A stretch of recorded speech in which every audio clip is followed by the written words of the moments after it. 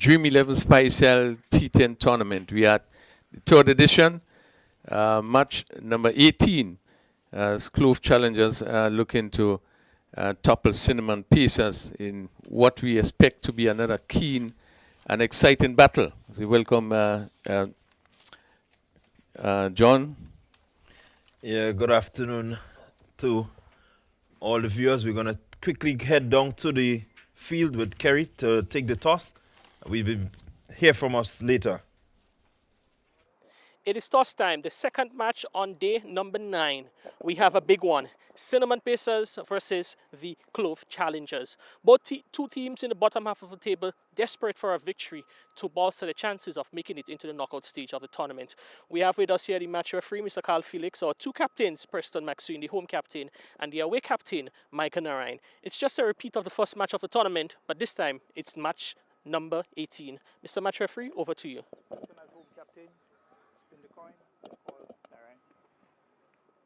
The call is for a tail, and it is a tail.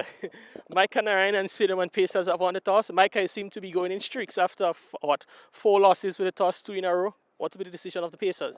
Well, first of all, on the tongue, the Almighty for bringing us here, we're going to have a bowl first. You guys have started slowly in the tournament, but 2 wins on back-to-back. I'm sure you guys' energies and momentum would be up. Looking forward to a third one? Yes, we do. I think I told those guys that we're playing each game at a time, and today is a new game, so we're going out there and play our hard cricket. Second time meeting Clove Challengers in the tournament. First time we'd have known what happened. You made 59 with a bat, but have the opportunity to reverse the order of the match today. I'm sure what total you'd want to restrict them to? Well, we cannot take any team for granted, so we're still sticking to our target. Anything under 80, I think we batters we would go there and score that. All right, your bowlers would have been quite well for the last few days. Must be happy with the performance of your bowling unit. Of course, I think we all stick to the plan and we execute very well. All right, well, Micah, all the best for this match and the rest of the tournament. Thank you. Preston McSween, batting first on this wicket. It's not something you guys would have done much in the tournament, but I'm sure you'll be looking to get the batting right today. Of course, every day is a challenge. Every day you come out to play your best cricket. So may the best team win today, and may the people who perform the best and use the surface to the best of the order will come out victorious. Yeah, it's no secret that your batting has not really been up to par in the tournament so far, but what words of advice have you been sharing with your batsmen? When you see a situation like that, you have to step in as a captain. Even if it's harsh words, let the players know the importance of why we play this game and why we are here competing against the other teams. All right, we know your bowling has been the hallmark of the Clove Challengers season so far. What total do you think you'd want your batsmen to set that you can defend at the latter half of the match? Well, as I say from the start, no expected total. It's just about utilizing the ball percentage, and once we can score runs, and limit the dot balls, I think we will get a good score. I will Preston, all the best to you guys at this match and the rest of the tournament. Thank you. So that's the news from the toss to match number 18. Cinnamon Pacers have won the toss, and they've asked Clove Challengers to bat first. Well, there you had it from the middle. The Cinnamon Pacers, they won the toss, and they're going to take a chance in the field, hoping to restrict the Clove Challengers to a total just around 80. Let's see how it plays out. Again, we have really good conditions for cricket. A wonderful day. The conditions, while a bit hot, I think it is what is needed. The momentum again with Cinnamon. What do you think would be the result? Yeah, and you cannot ask for better condition that you have now for cricket. Really bright, sunny, not extensively hot, but really good condition. And coming off that very exciting game, one would expect Cinnamon Pacers on a roll, winning the last 2 games. And they would be really coming into this game with a lot of confidence, as Clove Challengers who would have lost the last one, who really would try to bounce back. Yeah, definitely. One would hope that, they put on a really keen, exciting competition for us today. We can just quickly run through the lineup before we go. The Cinnamon Pacers, they would be led by Micah Narayan. Kelton Kadu, he's out today. But in it would be Che Duncan, Larry Edward, Maid Lambert, John Olive, Desron Maloney, Jade Matthew, Shondell Regis, Nikosi Saint-Hilaire, Jonathan Taylor, and Devin Tyson.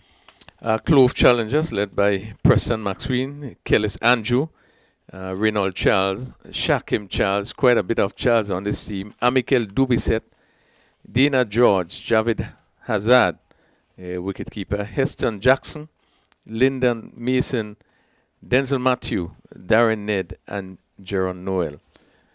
And, as we look at both of these teams, we again look into the top players to come through, the likes of Preston McSween, left arm fast bowler, know his experience. We also would have seen Amikel Dubisset really would have been really crucial in terms of the bowling. Javid Hazard, really vibrant Javid Hazard. One is expect that he too is going to step up. And Hassan Jackson and Darren Ned are some of the main players on this Clove Challengers team.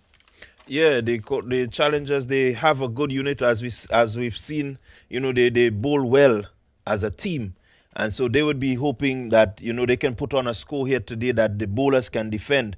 But the likes of Saint Hilaire for the Cinnamon Pacers, who has been in a good vein of form, getting some good stats and being able to press it on. Regis, we haven't seen him really get off, but we know that he was second in terms of run scoring last season. So definitely he would need to really come good today if they're going to really get that momentum that we've been speaking about, really get that momentum pumping and really pushing towards the top. Again, Maloney, we've seen him. He has hit some crucial cameos, let's put it that way, for the Cinnamon Pacers, and definitely once they get a turn to bat, we've also seen Jonathan Taylor. He has really been holding his own as a young pacer. So definitely, I think the excitement is there. There are two teams that are more or less balanced, and it's just about the execution on the day. Let's see how they go. Yes, both teams both have quality players, and some who would have played for the Volcanoes, so they do have some top players. I think what is important is for these top players now to take charge and really come to the fore. And I believe that if we are able to see these players coming to the fore, then you probably will see that there are even better scores for the teams. But as we speak, the teams, Clove Challengers, just open pair. Just about getting there as Jonathan Taylor.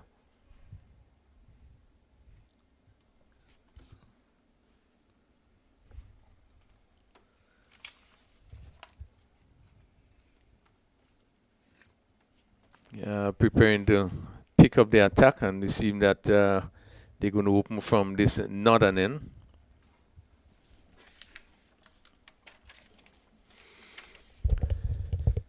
We expect, Rondell, another exciting game. I think, as we have seen before, the change to this wicket, which we'd have started with, it does seem to create more excitement. Even as we look at the fast bowlers bowl on that track, we look at the stroke play. I think there was some tremendous shot being hit, particularly the sixes. Here in Campbell, that last over, they really been picking up some really huge sixes. Yeah, the wicket is playing well as it started, because that's its wicket that we started on the tournament on. Again, it's there. You can play shots. It may not be the truest wicket. You can see that some grip once they slower balls and so on. They tend to grip once the bowlers execute it. But there's value for the shots from the batsmen, and that would be very important. So Hassan Jackson is going to face the first delivery from Taylor. And Rupert Holas is called upon to do some exercise. First extra of the inning, wide. Good delivery there to start from Taylor. That one, though being called a wide, but after pitching, you could have seen it moving, back to the batsman. So definitely a bit of movement out there for him. Clipped superbly.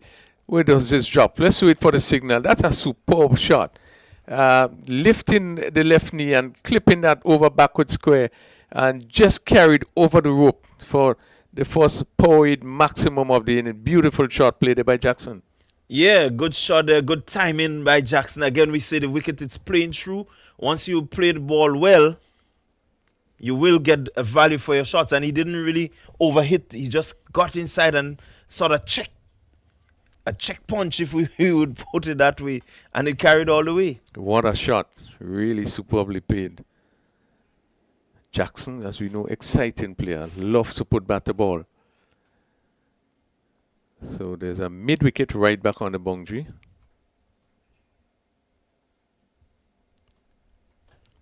Driven and misfield by the point fielder. This will go down to the square cover boundary for another 4. Power 8 smashing 4. Good shot, but just a misfield in that square cover there. And Jackson pick up another boundary. Yeah, good result for Jackson. Beautiful shot played. Though was played to the fielder who missed it, but definitely the shot was a good-looking shot. He really did everything that he needed to do. He got across, got close to it. The bat went through really nicely, hit in the middle, and the fielder couldn't hold it in. Yeah, really a beautiful shot. And you speak to how the ball comes off the wicket there. Really just getting his foot across and stroking it.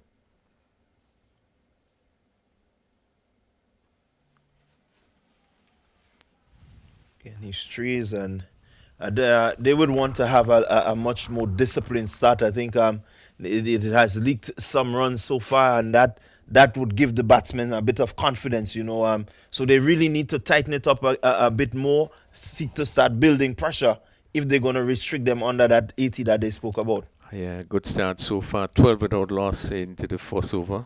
Second extra of the over.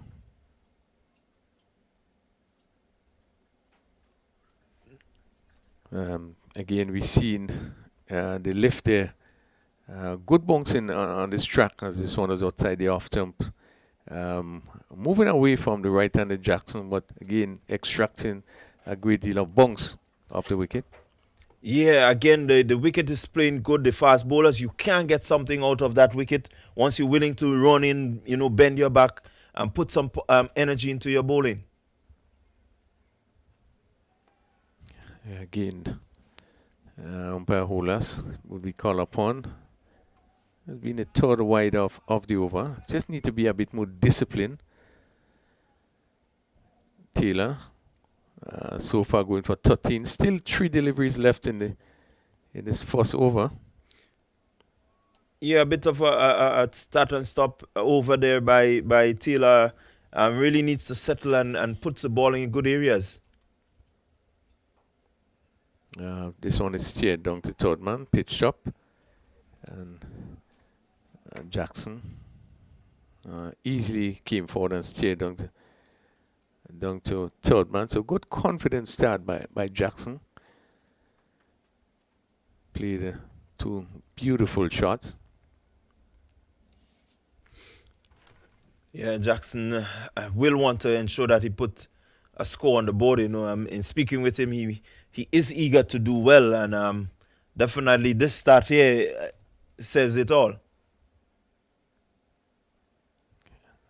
Good delivery again, going through the keeper. Probably staying down a bit as he went through the keeper, but not the best shot played by Mason, who really just pushes bat to this delivery, and that ball just moving away from him outside the off stump. Pick up a bye. Yeah, it's really, really a good start for them. The Pacers, they really, not looking focused as they ought to, one would expect. Hit down to mid-off. That completes the first over. Clove challengers being asked to bat first. They are 15 without loss after 1 over. Yeah, these two teams will want to make sure that when they get an advantage, they press it home. And so far, the Clove challengers seem to have had that advantage. Some 15 runs coming off that first over. They will want to ensure that they capitalize here on that power play. Maybe a couple more boundaries, really utilizing the fact that the field is in and looking to set a good platform so that at least the men to come, the likes of the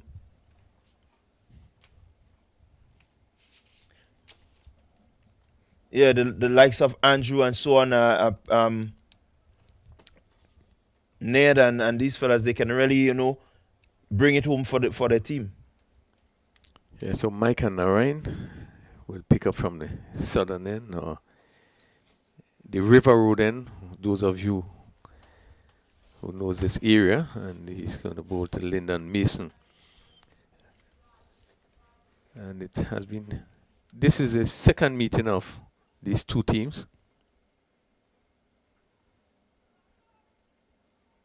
Again, not much room, they ball into the body, and Mason looking to hit it somewhere down this backward square. And just going into the pad, high up on the pad. So this is second meeting, and Clove Challengers would have won the first meeting. A low scoring encounter, 59 and 60.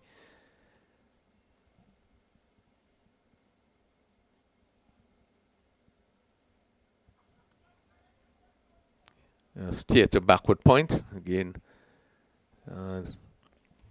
Mason moves by 1, 16. Yeah, low scoring encounter, but I think that might have been as a result of it's the first game of the tournament. You want to get off to a good start and maybe a bit of nerves and so on. But I do believe we're going to see an improvement in terms of the scores here today.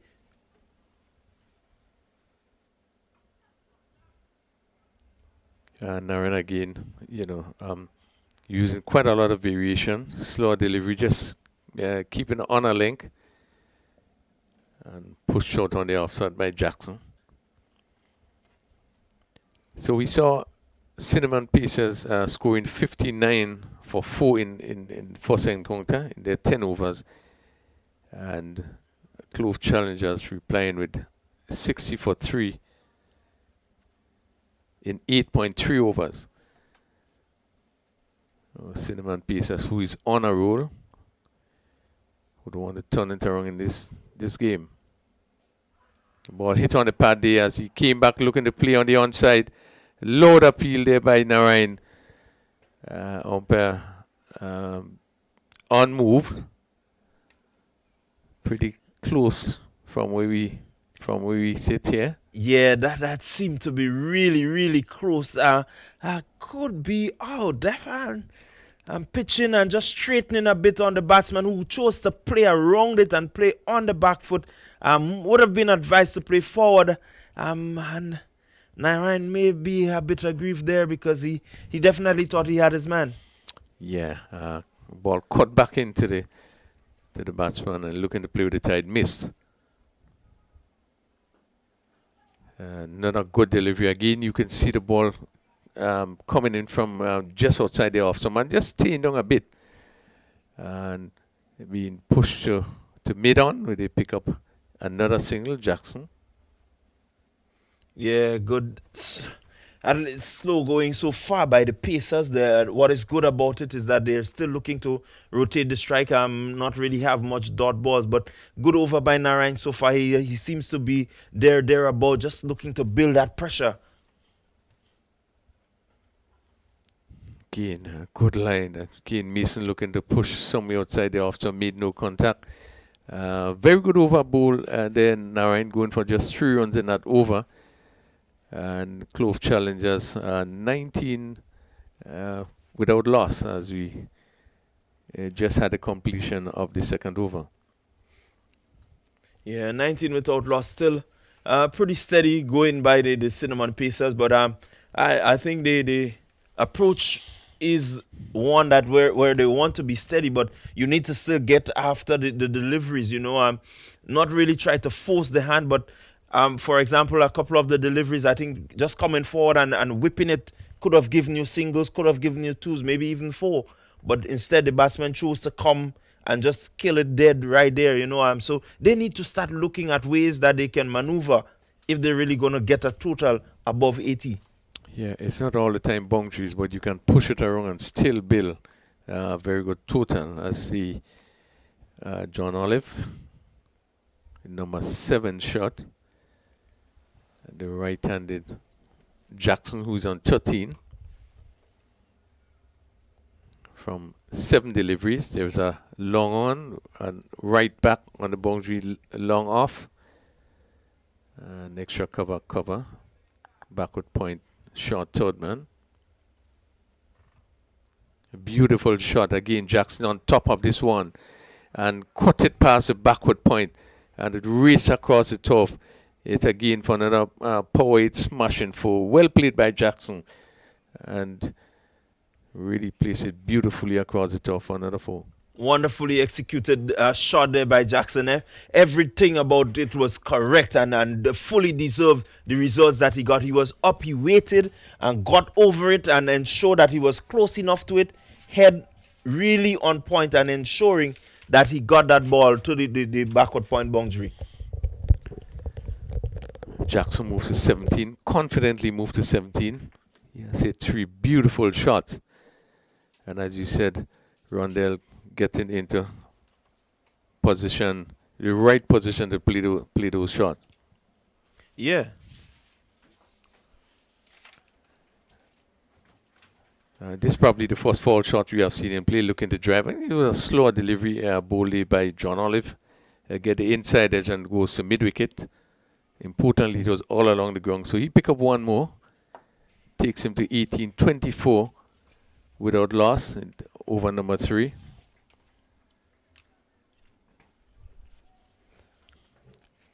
And we are going to have a chat with Dejan Maloney after this over. And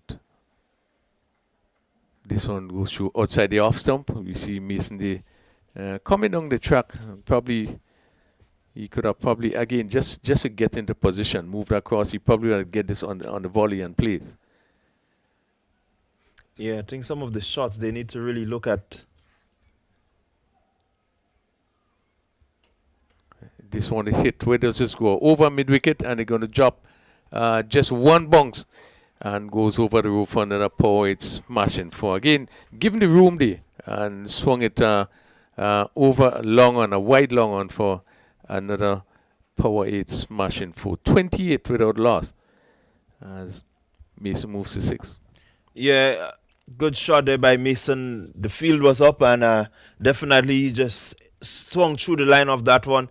Maybe looking to hit it over the man at mid-on, but maybe the ball coming on a little bit slower. He tugged it a bit too long on, but result was positive. And push the backward point, get a quick single. Yeah, really good cricket by the Clove challengers, picking up the boundary and still rotating the strike, ensuring that they do not have the dot ball accumulating. So really good going by them. 29 without loss. Olive going for 10 runs in this over so far. Just one delivery left. Pitched up, good slow deliveries, hit in front, gain a loud appeal. Umpire Holas is on move. It's another good, real disguised slow delivery. Yeah, good delivery there by Olive and ensuring that he kept the pressure on. But really, it's a pretty close. As we look at it there, the one cutting back sharply, that's a pretty close decision. From my vantage point, I may have raised my finger there. Well, I think the umpire is in the right. It cut back, and it probably could have beaten leg stump. And then if you're not sure, you probably would not just want to make the decision. And 29, we had the completion of 3 overs, and we probably will see a word to Dejan Maloney. We probably will just see the first delivery ball in this over, as Micah Narayan is going to continue his second over.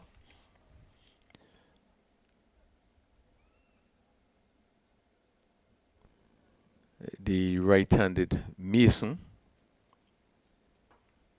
hit down to mid-on, pick up another single. Maloney, Crony, and Rondell John here. Are you hearing us? Yeah, I'm hearing you all. Good afternoon. Hi. All right. How has it been for you so far in this tournament? It's been an up and down tournament for me personally. Didn't perform with the bat so far in the tournament as I may like, but with that being said, the team is performing well at the moment, so I'm quite happy with it. 30 without loss. This one is, where is this one? Again, looking to swing. Jackson. Are you being able to put your fingers on the reason why you haven't come off so far in the tournament? For me, the team plan is always greater than my personal plan. You know, the team wanted me to bat mostly the middle phase of the game and at the back end, and it's a new task for me, so I'm just trying to embrace it at the moment. Flicked over mid-wicket. Good shot, pitch up. He's going to rush down to the mid-wicket boundary for another power weight smashing for. Well played by Jackson. That really pushes the score on the 22 and 34 without loss as we into the fourth over. Deshaun, let me just ask you. I'm looking at what has taken place so far. I'm yet to really see what is the clear plans. You knew the team that you're coming up against. Is there a plan as to how you're going to get these men out? Yeah, we're just looking to let they cut the ball. Just pulled another short ball and smash over mid-wicket, straightish mid-wicket. Very good shot play there by Jackson. Ball short outside the off stump and given the right treatment. Power hit maximum. Yeah, so the plans that you have to the batsmen, we noticed a new pair come. Well, not new pair, but a new man come to partner Jackson. Is it something that you're expected? Yeah, he opened for the last 2 games for Clove Challengers. We're looking to keep it just outside half stump for him, but however, the bowlers have been straight down the left side and bowling too straight. There you go. So, you personally, as you said, you have not really gotten off as you would like. What is it in your mindset in terms of the total that you think you need to chase here today? We were banking on restricting them for at least 80 runs, but however, they get off to a good start. But we still have Larry Edwards to come and bowl along with Shea Duncan. So most likely we're going to be able to pull it back in the middle phase and the back end of the game. All right, Desron, we certainly wish you the best in this particular inning. Hope that you will get off. We're going to see the best of you coming up right, as you look to reply to whatever score is being made. All right, thanks very much.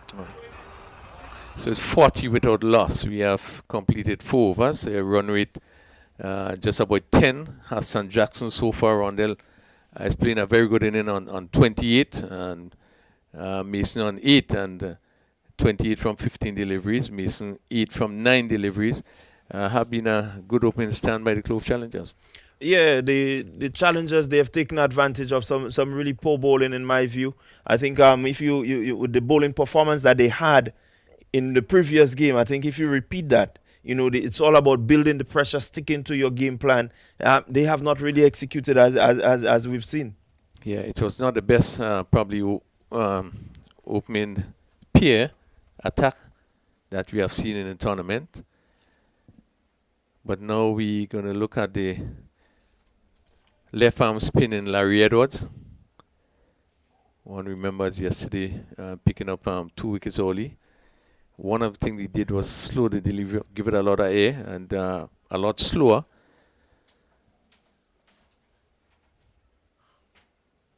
And this one rushes into the pad, and the take. Let's see, no signal. You probably got some batter onto this one. Yeah, what is really obvious out there is that the pair out there, they're looking to take the singles, rotate the strike as much as possible.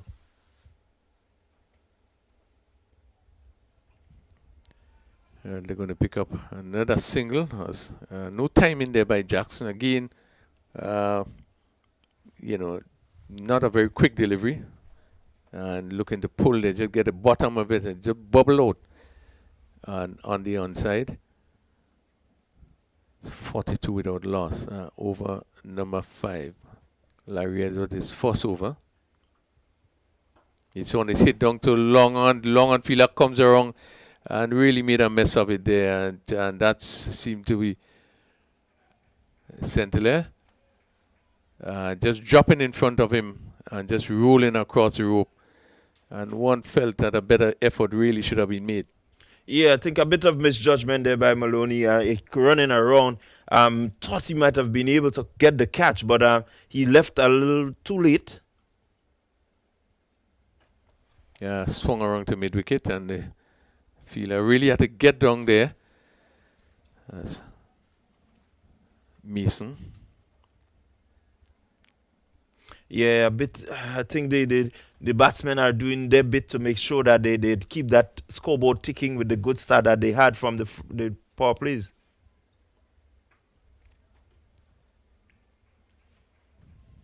And Jackson stylishly pushing it down to the offside. Really look comfortable in his batting today. Not taking too many rash chances, but playing each delivery on his merit. Yeah, I don't think he really had anything much bothering him, and so he's comfortable.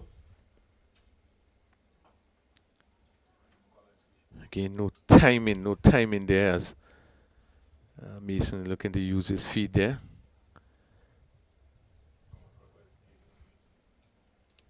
Yeah, so at the end of the 5th over, that seemed to be the end of the 5th over. It's 48 without loss. Again, pretty steady. One could say that they've had a good power play. Now they have the 10 wickets in the hut. You expect them to push on and get a total above the 100 mark. Yeah, it's always good when you could go through the power play without losing a wicket, and they were scoring on 10 runs at the end of the power play. So 48 after 5 overs, they feel, pretty comfortable in the way they are now, and would want to push on and just over that 3-figure mark. Yeah, one would expect that within the two of them out in the middle, one may just decide, hey, the team is going to bat around me, and at the other end, we can really press it on and look to get as much as we can. So Chade Duncan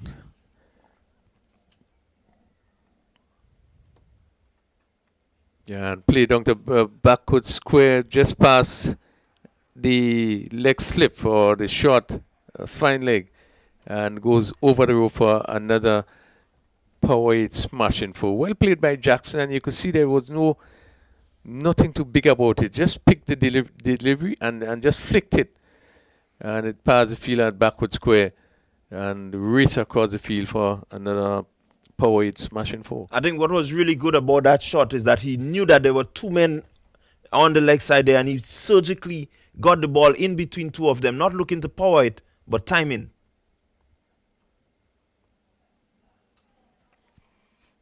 So it's not all about power hitting, but as you say, you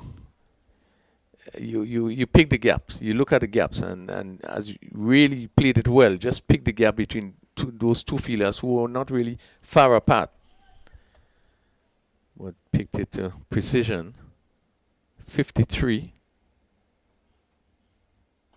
Hit straight, a very safe shot, and that went over the boundary for another power 8 maximum. But that was superbly played. He just came forward and hit straight. Didn't try to do anything, but played it straight.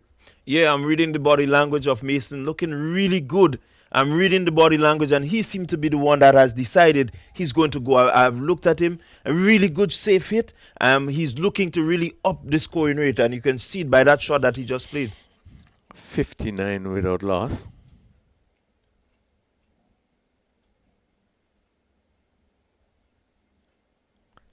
Short delivery, and probably just played a little bit too early. They could have waited on that and hit it over backward point again. There's a lot of space there. Probably looking to repeat that a pull shot somewhere over mid-on.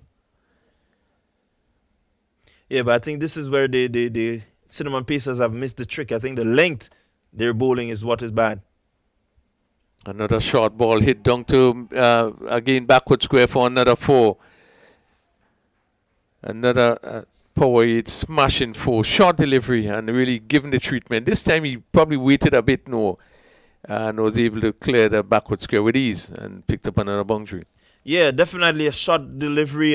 Just sitting up in the turf and saying hit me, and he actually did that. Pulling it over backward, more or less a backward point, fine leg area. He got really good connection onto it, and so it's sped away. But again, the fielding and the field set doesn't match the bowling. It says that they're not on pace. No, the fielder is pushed back. Again, hit down to long on. Let's see, just one bounce. Didn't get hold of this one. Dropped one bounce and the fielder coming off the long on boundary. So one more to Mason that takes his score on to 25. It's 64 without loss. We had 6 overs completed. Run rate just about 10.67. And Duncan going for 15 in his first over. Yeah, again, you look at the body language of the Cinnamon Pacers, they seem a bit lackluster. There are nobody really rushing around. No, there is not much going on for them, and so they need now to really make sure that they keep the next 4 overs under the 10 runs to make sure that they restrict them under the 100. So Edwards, who just went for 8 in his first over.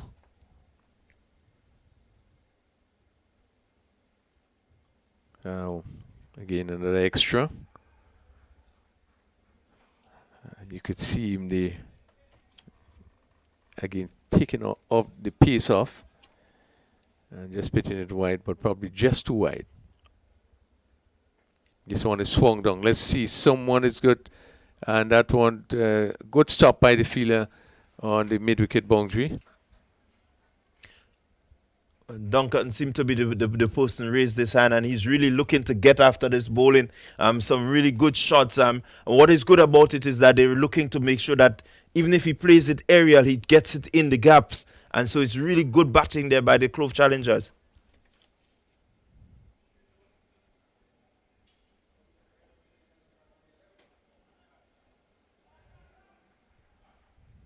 Hit down to long off. Another single, Mason.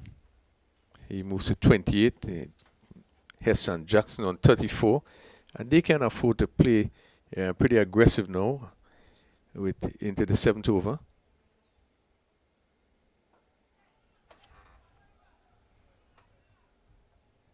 Jackson again not getting hold of it. It goes down to the mid-wicket fielder on the boundary. Looking for the big shot. Yeah, I think he backed away hoping that Edwards would have pitched shot that he could go straight with him, but he didn't. This one goes a point. Will be a simple catch, and it's dropped. Well, what a simple catch being put down by the fielder in point there. Yeah, really should have had that wicket there, Edwards. He would feel really hurt by that simple catch. Easily taken. Well, he's out, caught at the wicket there, looking to steer it with Jackson down to Todman, just taking the edge, and well taken by the keeper. And Clove challengers losing their first wicket, 70 for 1, with Hassan Jackson going for 35. Yeah, good blow there by Larry Edwards. We know Larry is always, in amongst the wicket, and really has been the standout bowler for the Cinnamon Pacers. But the fielding of the Cinnamon Pacers is not really helping, their cause. Again, we would have seen that particular delivery, one that was given a lot of air. And, he had to think whether to come forward or to play back. And getting himself in that sort of position, he just tried to steer it. And it was a bit too close to him. It just took the edge. But again, good bowling by Larry. Yeah, Edwards really coming up trumps there, keeping the pressure on, making sure that he, as the experienced person, really put the pressure. And I think that is what happened. You saw the drop catch and then they crossed, and he was just able to, induce that fall shot from Jackson, and which led to his downfall. So Darren Ned We haven't yet seen the best of Ned, but he just have just about 3 overs and 1 delivery.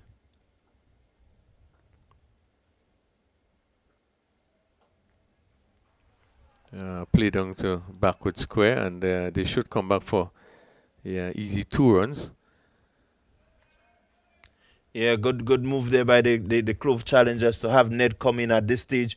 You want to give him as much deliveries. We know, and I think everyone knows that he can strike it pretty well.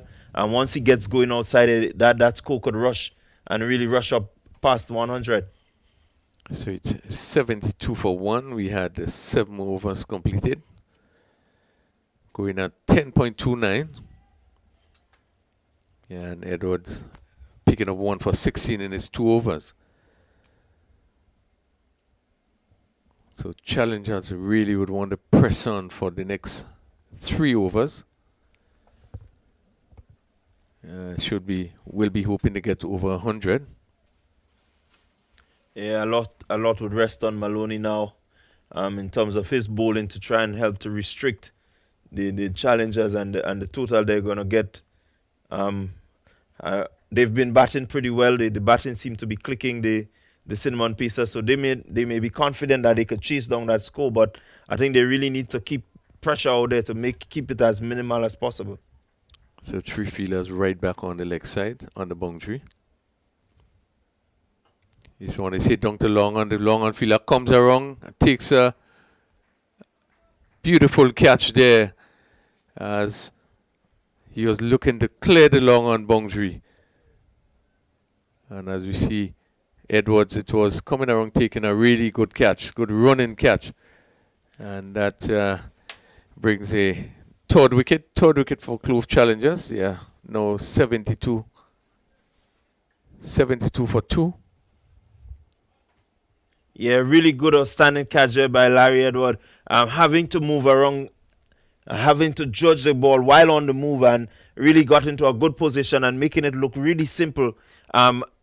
But again, most importantly, the wicket falling, and that is how, as we keep saying in T10, this is the only way to restrict, the momentum that a team has built up. So good going by them.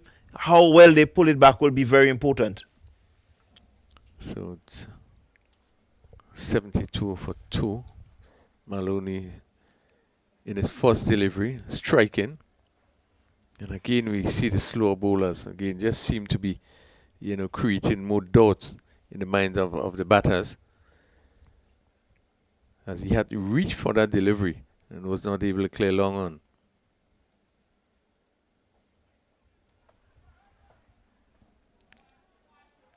Hazard first delivery pushed on to the cover fielder on the boundary.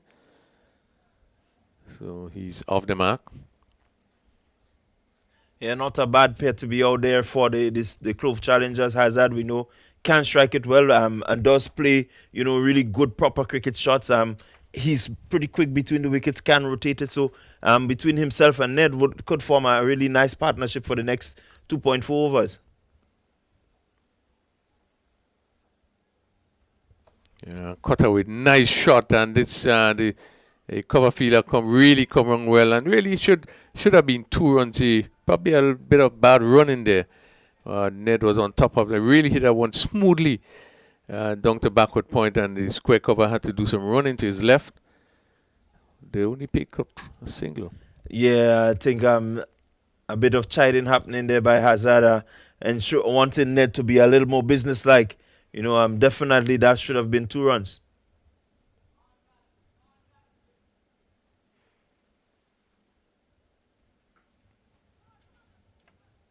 Yeah, pull to mid wicket again.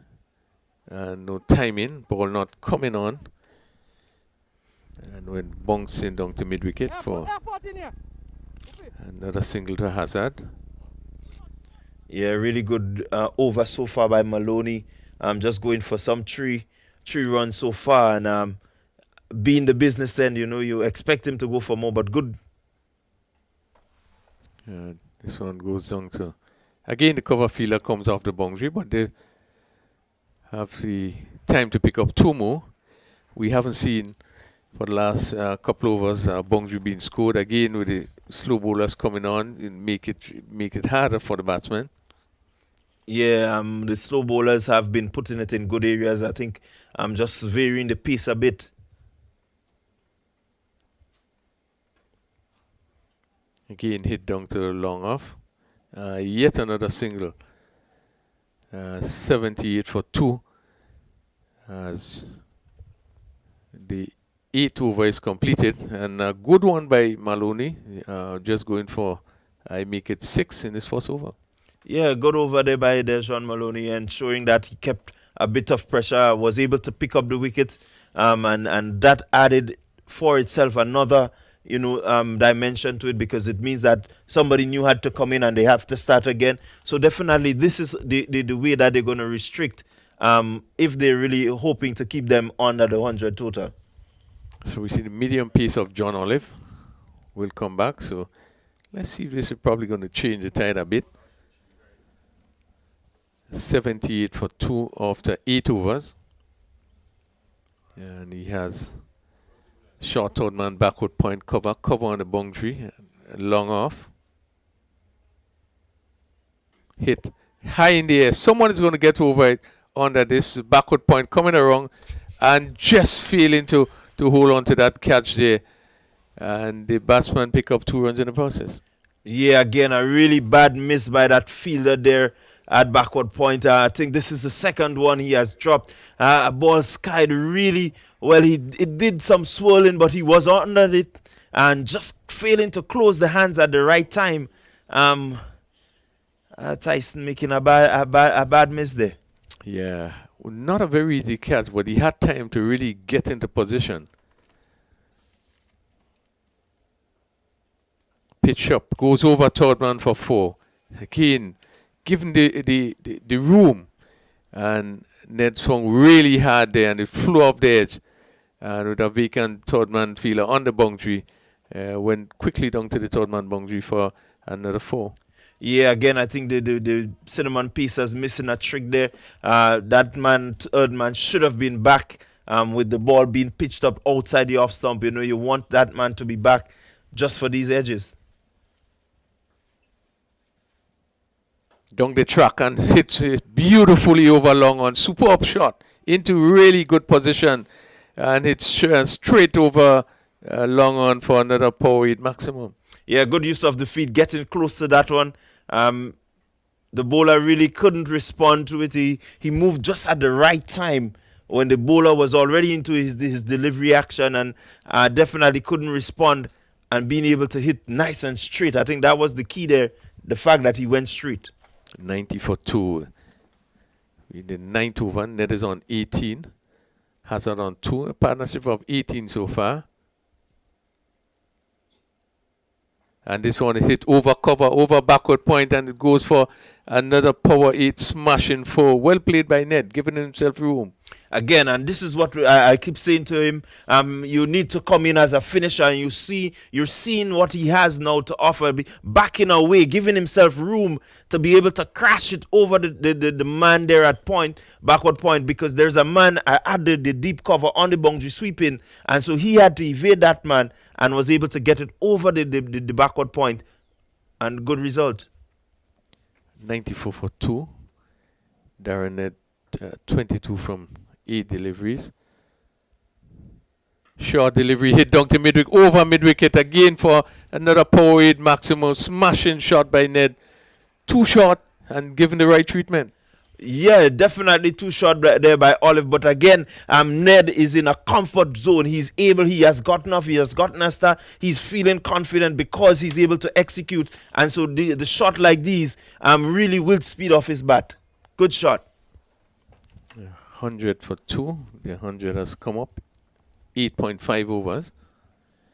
And then quickly rushes on to 28. Olive goes back over the wicket. Pitch up and it lifted. Where does this go? Superbly over long off for another huge 6. And really superb shot by Ned. Again, give himself room. Get under that one. And lifted it over long off wide for another 6. Yeah, beautiful, well executed shot there by Darren Ned. Again, being able to just keep steady at the right time. You know, he got there. He had to reach a little bit for it, but he was always in control and was able to time it perfectly over the long on region. And again, the results, powered maximum. And this is what they needed. Putting the pressure back onto the bowler. Bowler couldn't respond, and definitely capitalizing on a really good over. 106 for 2, and we had 9 completed overs. Darren Ned, 34 from just 10 deliveries, hitting 3 maximum in this over. And final over, Maloney, off spin,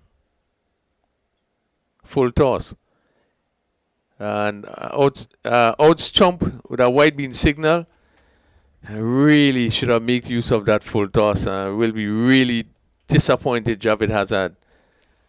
He just came forward and you probably just looking to turn it around. I think as we look at that one again, he was beaten with flight. If you look at that, he was beaten with flight. Maloney looking as if he was going to really push it through and was able to slow it up. Though it went wide, had Hazard committed to the shot, pitching, turning, easy stumping for Saint Hilaire. And the importance of allowing the batsman to look up. Really slow delivery, well disguised. And Hazard was so comprehensively beaten. Yeah, definitely. I think really good, outstanding bowling there by Maloney. Hazard looking to get Ned on stride because the mindset is that you're going. Let me give you the single, and he ran past that one, but it was really well executed. 107 for 3. The captain, Preston McSween, also can hit the ball. Pulled on mid-wicket. They see the mid-wicket fielder had to run around. And they come back for 2 runs. Yeah, good throw there by Tyson. 109.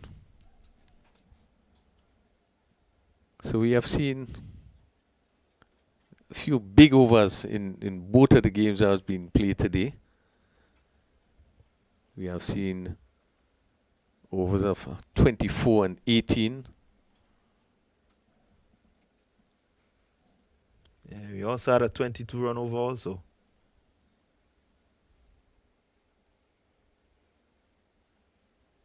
Swung over mid-wicket and well played. Again, picked up nicely by McSween and hit over mid-wicket for another power hit maximum. Yeah, again, good shot there by McSween. Really putting the Cinnamon Pacers on the pump right now and looking to clear the boundaries. Anything short, anything off line will definitely go. And so the momentum is with them and they would look to capitalize. Let's see how much they would end up with. You still have another 4 deliveries remaining. Can they really push towards the 130, 126, 130? Pitch up again. Where does this one goes? Over backwards square for yet another 6. Again, he was able to wait on this one as Maloney slowed it up. And as we see, he picked it up nicely and hit it for another power hit maximum. Yeah, Maloney just missing the length there. I think he is under a bit of pressure out there and pitching that one just a little too short. And McSween was quickly onto it. And really his intention was to get it over the ropes. And over the ropes he did. So Maloney comes around the wicket. We see the cover goes right back on the boundary. The fielder at mid-wicket comes in. Swung. This one goes over long on for another maximum. Superb batting by McSween. Another power hit maximum. Yeah, McSween is in that zone where anything offline, once he can rock back and he can swing that bat freely, he is going to make sure that he gets it over the boundary and getting some really good connection. McSween quickly goes on the 20, 127 for 3. Hit again straight down. Let's see, the long off comes around and just cut it off just before he gets into the boundary. So another a single. Yeah, and there's no letting up because he's bowling now to Darren Ned, who has been striking it really well. Some 34 of 10, striking at 340. He has to be on point.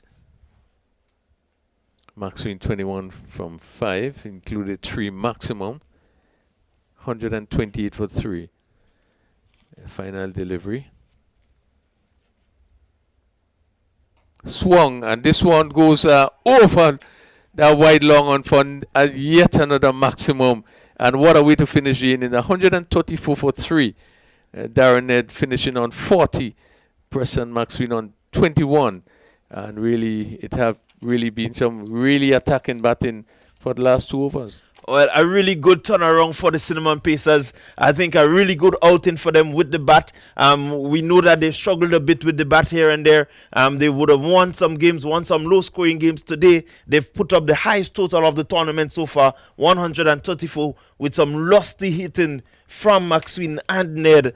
Just finishing the innings there. And definitely that would give them, the confidence that their bowlers can go out and really execute. Yes, so they have finished at a run rate of 13.40. But this is the sort of batting you expect to see in T10 cricket. And really, the wicket allows the pitch they're playing on allows this sort of batting. But really had been tremendous batting. And we have seen for the first time, Darren Ned really seemed to have come into his own. Really hitting some superb shot. And Maxwell coming in and play a blinder. Yeah, I think the Pacers, you notice that after the couple drop catches, the heads seem to be down. I think they lost the momentum that they had, and the Clove challengers, they were able to capitalize on the fact that these guys were down, and really they took the advantage and really swung it into their favor. So Hassan Jackson, he was caught by Sentinel Bull Edwards, 35, 21 delivery, 29 minutes. 4 fours and 2 sixes. Lyndon Mason was caught by Edwards, bowled by Maloney. 29, he got 21 deliveries, 32 minutes, 3 fours and 1 6. Darren Ned not out 40, 11 deliveries, 15 minutes, 2 fours and 4 sixes. Javed Hazard was stumped by Sentinel Bull Maloney for 2. He had 2 deliveries. Preston Maxwell not out 21 from 5 deliveries. So we have seen for once the batsmen just seem to be coming into their own in this match, going on to score 134 for 3.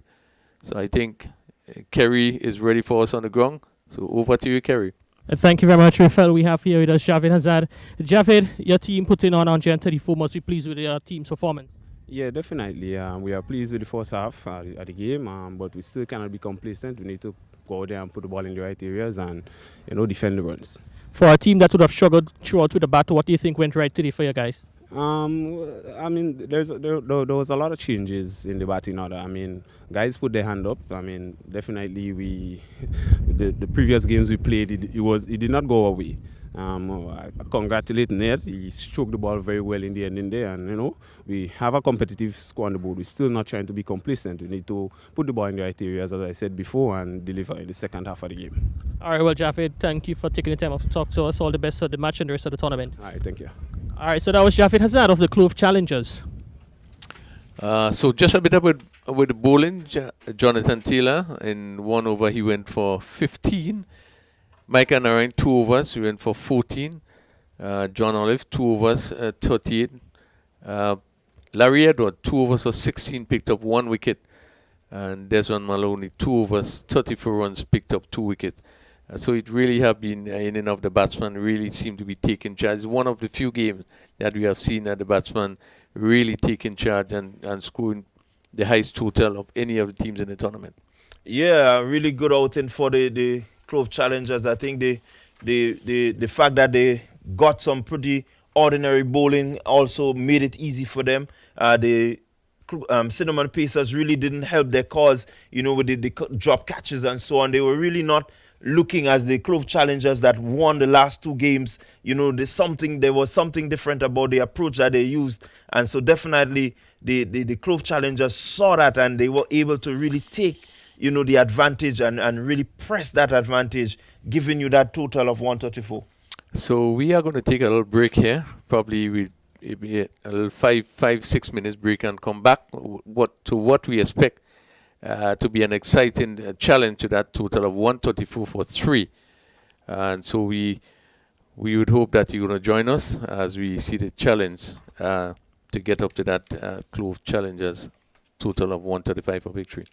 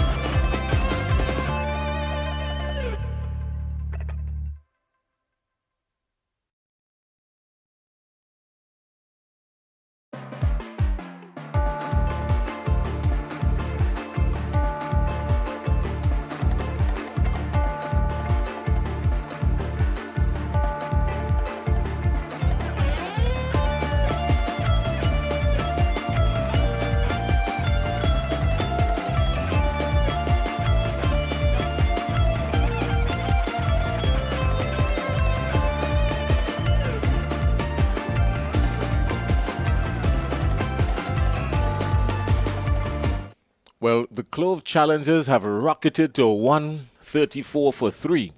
Yep, they were perched nicely set at the top of the innings. They took full advantage of some loose deliveries, and then they created some opportunities that saw some serious maximums coming off of the bats, and nothing less than 134 for victory will have the Cinnamon Pacers elated. 135, sorry, for victory, but some really good batting there from the Clove Challengers. Darren Ned 40, Preston McSween coming in the last over and just traveling to 21 in quick time and good form.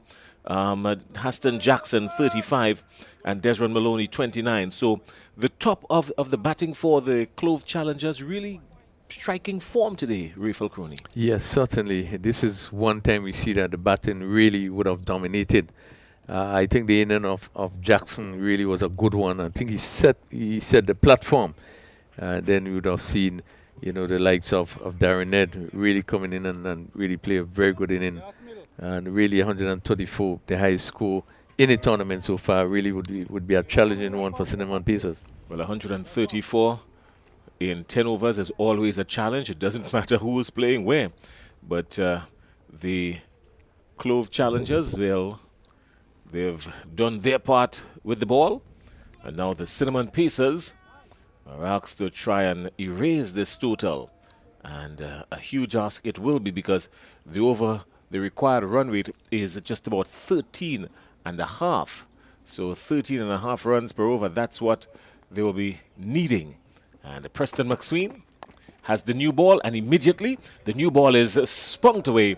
And Nkosi Saint-Hilaire just opening the face of the bat and doing it with some power and playing it through the offside for a power 8 cracking 4. Good way to start for Nkosi Saint-Hilaire. Yeah, good shot by Saint-Hilaire. Shortish delivery, hit down the back point, and it flashed across this field for another boundary. Saint-Hilaire so far has some 6 games, 130 runs with the highs of 49.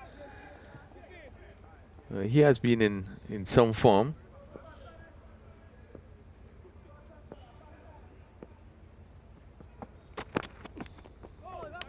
Preston McSween is cramping in for room. Good bowling by McSween. Saint-Hilaire on 4. He's there with Chandel Regis, who is yet to get off the mark, yet to face a delivery.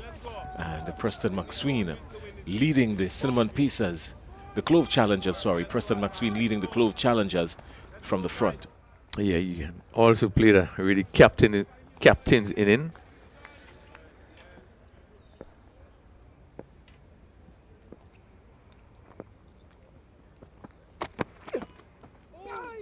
That's a naughty shot by Saint-Hilaire. Really trying to get himself out there. No need for that. Yeah, looking to steer it fine, just to the right of the keeper and to the left of the third man, who is a bit wide, trying to pick that gap there and didn't pass far from the edge of the bat.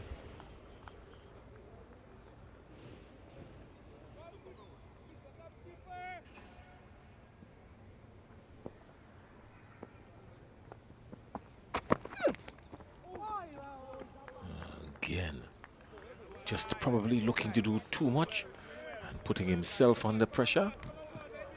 Yeah, not an advised shot. Again, ball pitching just outside the off stump, going further away. And he was looking to probably hit it somewhere to mid wicket. Not short enough for that shot.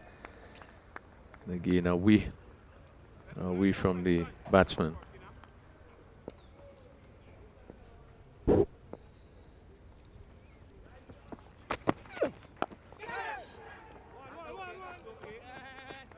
Miscued but safe into the onside, and the batsman would cross for 1.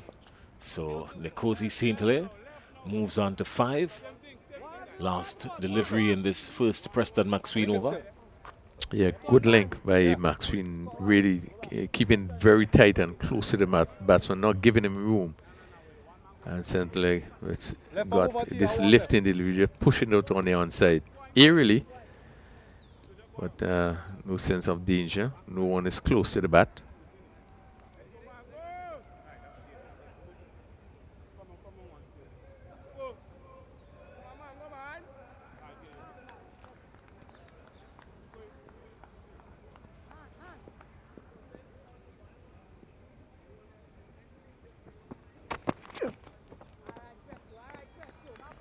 That's the end of over number 1.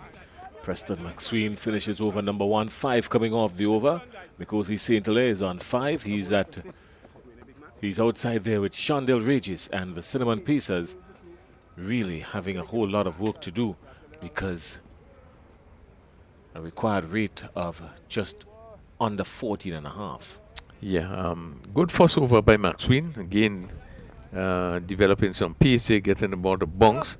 That last delivery, pitching and leaving the left-handed Regis, and again extracting the kind of bounce that would make the bowler feel really encouraged bowling on this track.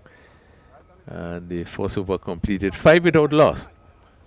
Mikel Dubisset has been called into the attack from the River Road end. He's in the back there, in the back. been pretty tight and decent with his bowling.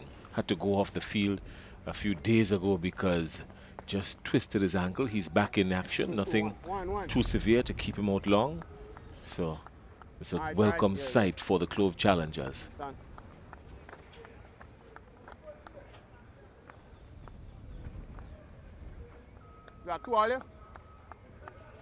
Yeah, Dubisset have been an important of the attack for Clove challengers. Let's walk, guys. So Come a on. lot of variation in his bowling.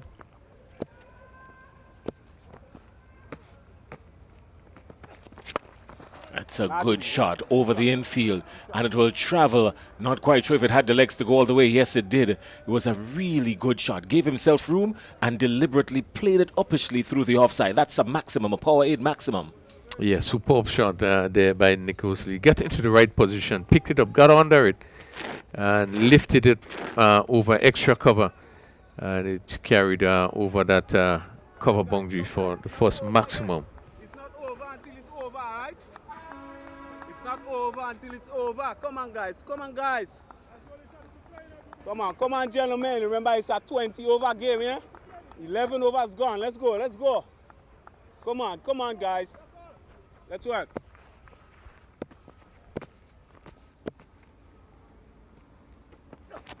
Whoa. Even better shot this time. Swung down to backward a square into the boundary now. A power 8 cracking 4. Shortish delivery given the right treatment. St. Louis was quickly into his wicket. Hit it over just between the backward square and the short fine leg. And goes down cross rope for another 4. Come on, guys. It's not over until it's over. Come on. One breakthrough here and we're good.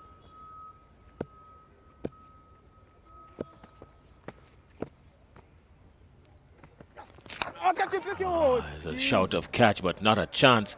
Another power 8 cracking 4, this time through the offside. And peeling off the outside edge and down to third man. So more runs here, bleeding now. And the Clove challengers would really like to stop some of these gaps. The Cinnamon Pacers have moved on to 20 for 1, and we're still inside over number 2. Yeah, and as we've seen here, given some room, and St. Hilaire again looking to swing, hit that over cover. Comes off the edge, and with no third man on the boundary, it just flew down to that position for another smashing 4.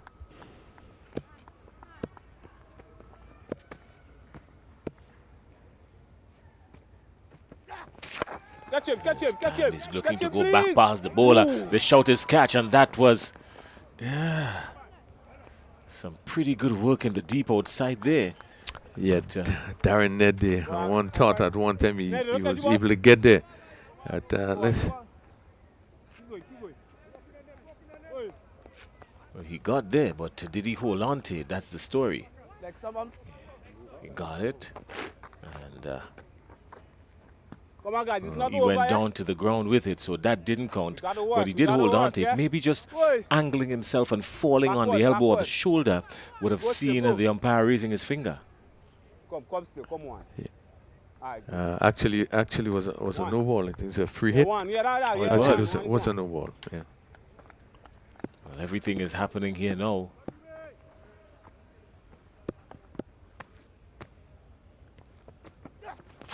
Nothing. Yes. Nothing off the free let's hit. Guys, let's go.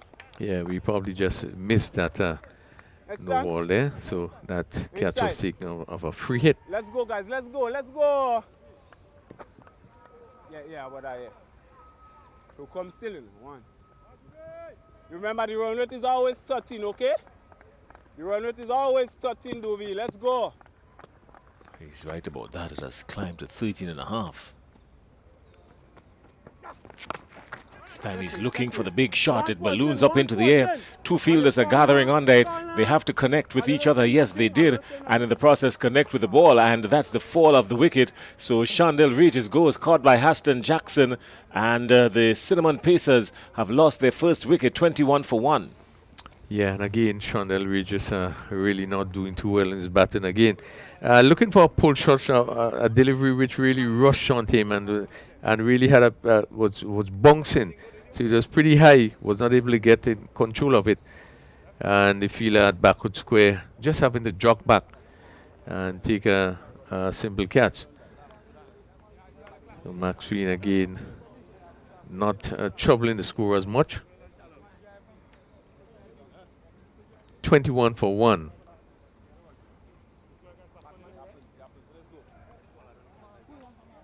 Shondell Regis, the first batsman to go for the Cinnamon Pacers, caught by Haston Jackson, bowled by Amical Dubisset. Dubisset picking up his first wicket, and the Cinnamon Pacers are 21 for 1. So far, Amical Dubisset has gone for 16 off his first over. Some runs, some boundaries coming off his first over. Yeah, just being a little bit on the expensive side, but we have seen 2 edges, one edge go down to third man. And just being a little bit short. Keep going. Left arm over. Hit over extra cover and then backward square. You just want to hear what you want. All right, let's go, guys. Let's go. Come up. All right, backward. Okay, good. Keep walking. Keep walking. All right, let's go. Let's go, guys. Remember, it's not over, yeah?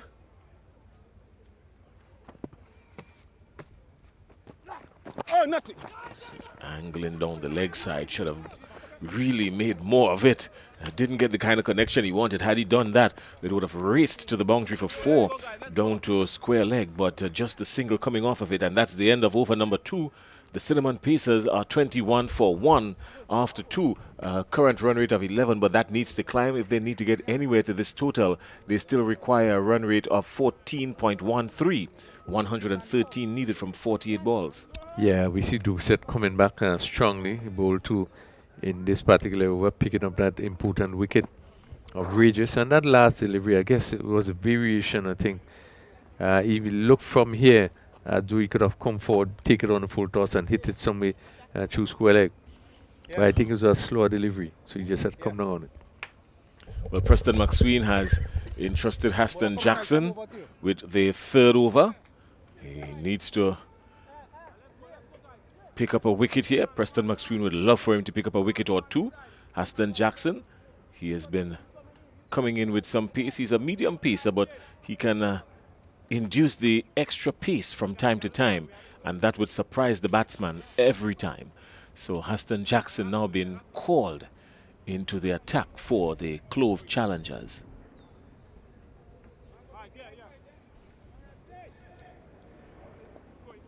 Down on the other end, Desron Maloney has just come to the wicket. He's there, he's on 1.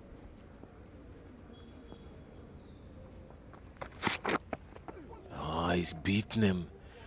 Nearly crashing into the stumps there, just marginally missing. And Haston Jackson would love that. He would love to pick up wicket number 6 in the tournament. Yeah, how did he miss that delivery? It was full, and probably again it was probably a slower delivery as Maloney was trying to drive.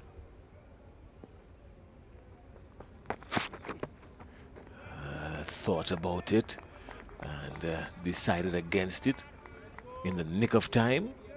Yeah, and this one left Maloney there. The previous delivery seemed to come in a bit, and this one left him again. Jackson getting some bunks off of this wicket. He bowls with an upright seam and he hits the deck. He runs in and he really hits the deck. This time he's trying to hit him, can't get away with it. The attempt goes in. That's an awesome catch. That's spectacular. Well done. The fielder running in from a short mid-wicket. That looks like Crony. And it was awesome. Yeah, really good movement there. And let's see who would have still seemed to be Darren Ned, and really diving full length and taking it with both hands. Good movement by Ned. Again, Maloney not in position looking to pull, but again, as we would have seen, Jackson just seemed to develop quite a bit of pace, and you can see him hitting the deck hard. Maloney looking to pull, and was only able to get it a short mid-wicket. And short mid-wicket and a rushing And Darren Ned really came in like a rocket and a full stretch and taking an awesome catch. Really, it has to be the catch of the day. I haven't seen anything that spectacular since we got here at around 11:45 this morning. Well, we would have seen him taking one in the previous over, which was obviously of a free hit. And he had to do some work.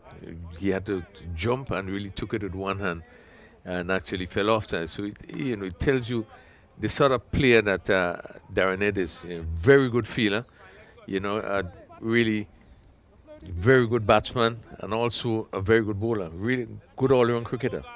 Well, Larry Edwards comes to the wicket. Larry Edwards, of course, he would really love to get into the runs column in a serious way today. Larry Edwards for these Cinnamon Pacers. So that rate has gone up to about 15. At a high score of 18. Larry Edwards, he would really love to get a whole lot more than that.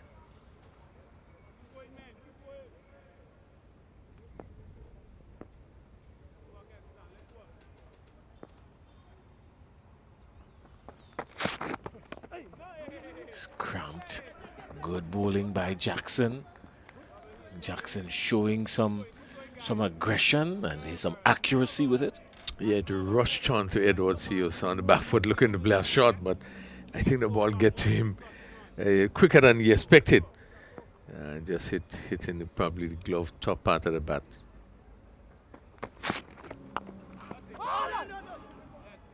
Can't beat the infield. Run rate continues to climb. This game started with the run rate way above 10. And now it has ballooned to just over 15.5. They still require 13 from 43, these Cinnamon Pacers.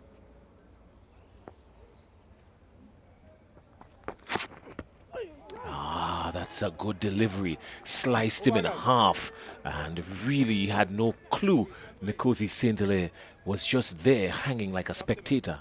Yeah, superb delivery. Really good over bowled there by Jackson. Delivery almost cut him in half. Pretty good length and just seemed to come back into the batsman. And he was looking to play and was also beaten for pace. So it really had been a quick over. And Jackson just seemed to be hitting the seam almost every delivery that he bowled. Really good over. Just going for actually it was a maiden over. So he really had been a very good over by Jackson. It was a maiden wicket actually because he picked up a wicket. Aston Jackson picked up the wicket of Desron Maloney, caught by Ned. Remember that spectacular catch by Ned coming in the onside. So a very successful over for him. In the meantime, Jaron Noel has been brought into the attack from the River Road end. Nothing. That ball is important here. Back up. That ball is important. It must go 13. That's the call from the wicket keeper. 13 over way.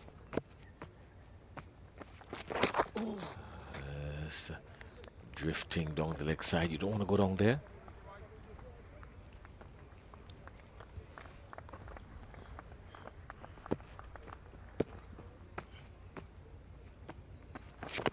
Nothing. Yes, man. Yes.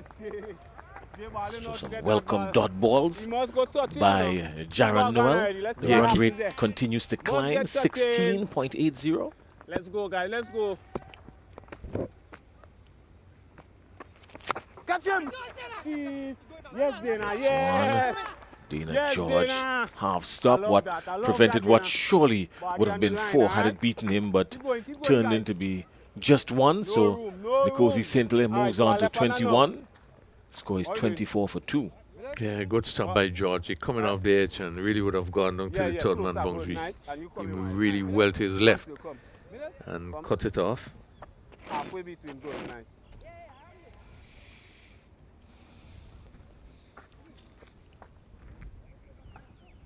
All right, let's go. 2. Come in. There you go back. All right. On the circle.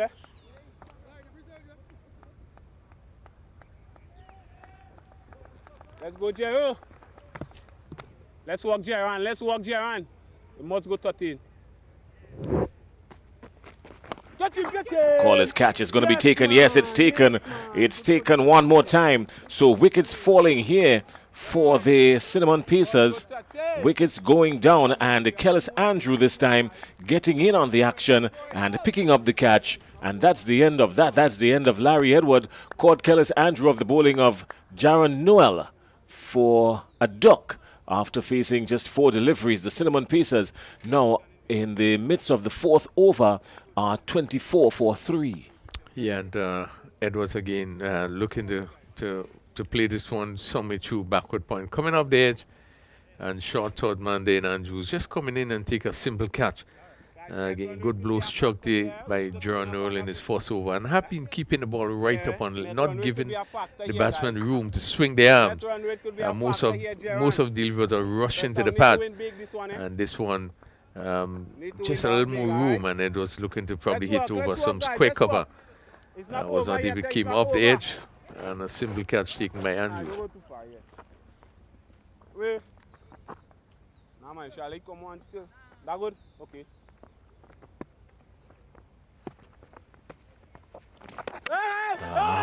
The call is for, and he's gone. He's gotten him. The dreaded finger raised, and more action here now at the National Stadium because the Cinnamon Pacers are sinking deeper. It's now 24 for 4, so more drama here. Good work behind the wicket. Very good work by Javed Hazard, and he felt really confident that he went up to that appeal. And umpire Hulas agreed with him. 24 for 4, and Cinnamon Pacers really up against it, trying to get the biggest total so far in the tournament to win the Central County.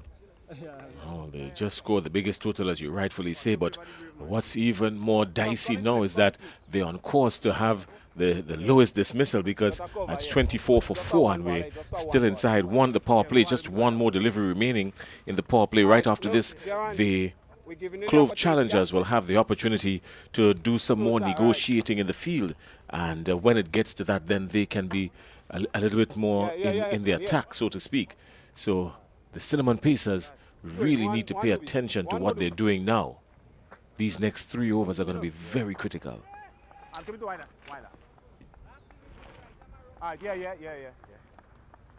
All right, Jaron, there's an opportunity here for a hat trick, okay, big man? Jaron Noel is on a hat trick. There's an opportunity for a hat trick here. Let's work. Catch him and a shack him.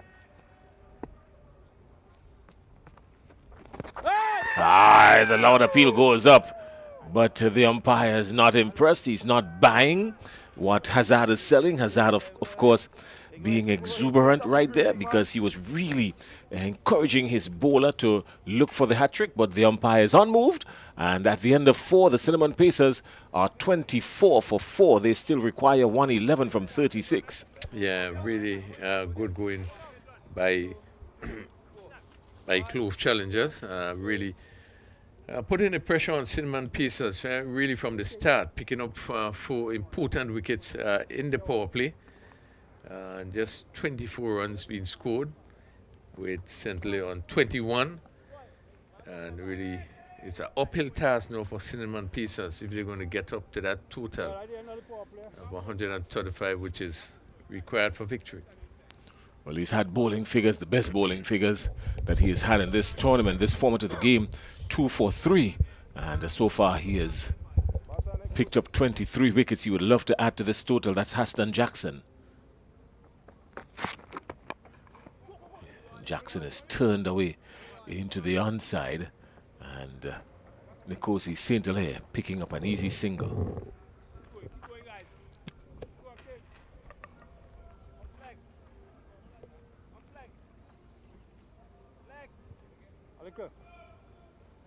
Alika still. Yeah. 25 for 4. Bola coming right time over to you. The score ambling on.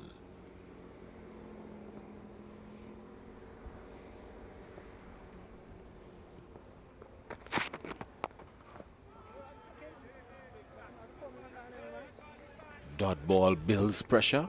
Can't get it away past the infield. Yeah, and the ball again rushes onto Shea Duncan as you're looking to pull. And that one really just rush onto the bat even before he could get into position.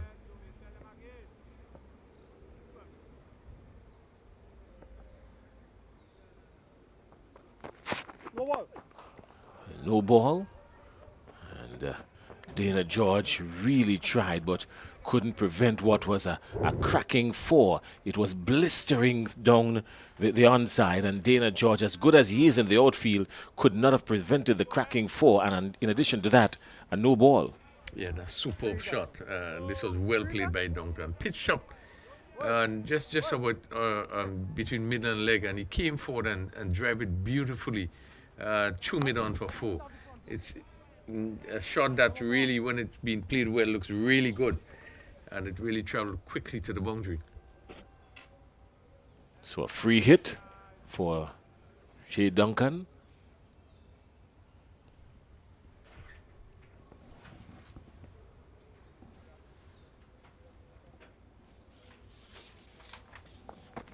No ball. Another no ball. So this time, the free hit. Another free hit.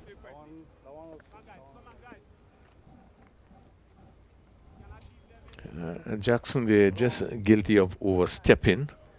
The last 2 deliveries, she actually overstepped.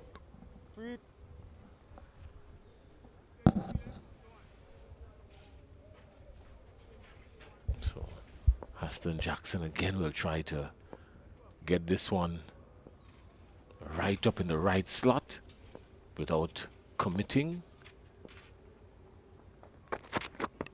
This time he does get it up, but as he gets it up, it goes, and it goes for 6, a power 8 maximum. So 6 runs cleanly struck. Yeah, full toss, and Scintilla really got back to it and hit it over long off, and picked up really a good looking 6.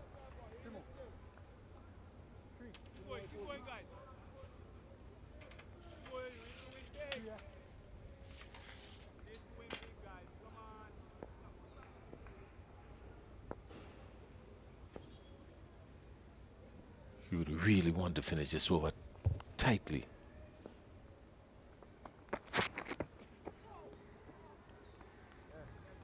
Nothing coming off of that delivery. He's been running in for a while now, Aston Jackson. Yeah, pretty long over. Still have 2 deliveries left. He has gone for 14, pick up 1 wicket.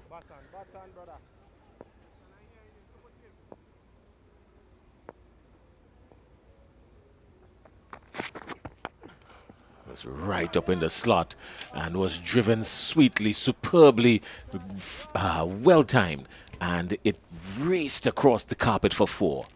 Beautiful shot again by Scintilla. Over pitch, and he hit it between cover and extra cover, and it raced to the boundary for 4. A really good looking shot, getting into the right position as Jackson just over pitching here and being really given the right treatment. Sometimes, you know, you bowl a bad delivery and still you get off, but you have to still put away those deliveries, and when they are bad deliveries.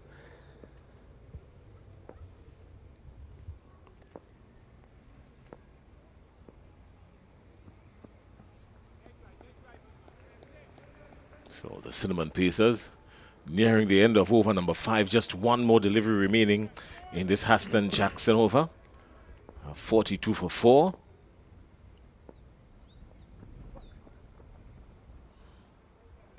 Still can't seem to get it right.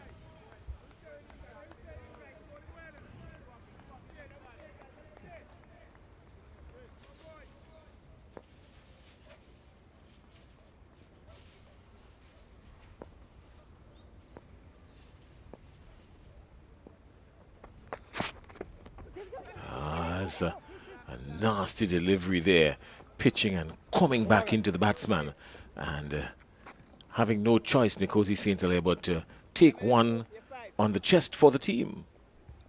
Yeah, good lifting delivery that cut into the right hand in the center there. He just had to rock back and probably just take it high up, maybe on the arm, and it dropped out on the offside. But again, we see that Jackson just straying a little bit in terms of maybe you're trying to bowl a bit too quickly, having overstepped in 2 of the deliveries. But 43 for 4 at the end of 5 overs.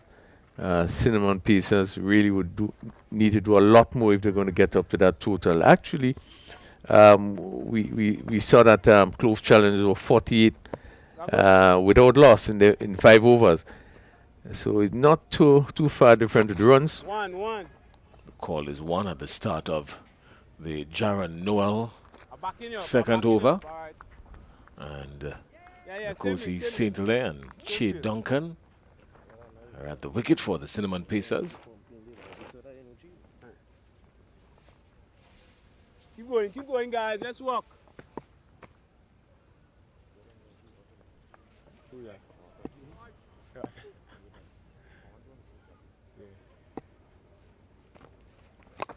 This time he's driven into the onside again. Preston McSween does the tidying up work there, and just 1. So they're picking up the 1s, but that is surely not going to be enough because they still require a further 90 runs from only 28. Nothing to be. And Amikel Dubiset can't tidy it up there. Just the 1 again. Yeah, Noel is bowling well. He's bringing the ball right up to give the batsman the opportunity just to play 1 shot. Keep walking, guys. Keep That walking. drive cover on the boundary. Jero, come, Jero.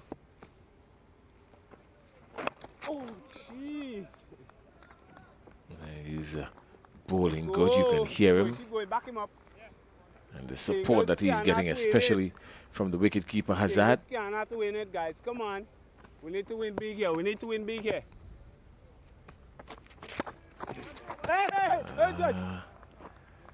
Again. So pressure mounting here for the Cinnamon Pacers. Their required run rate has already rocketed to over 20. Yeah, and really good bowling by Noel. Just bringing it right up, so you make it very difficult to get the batter to play in any big shots.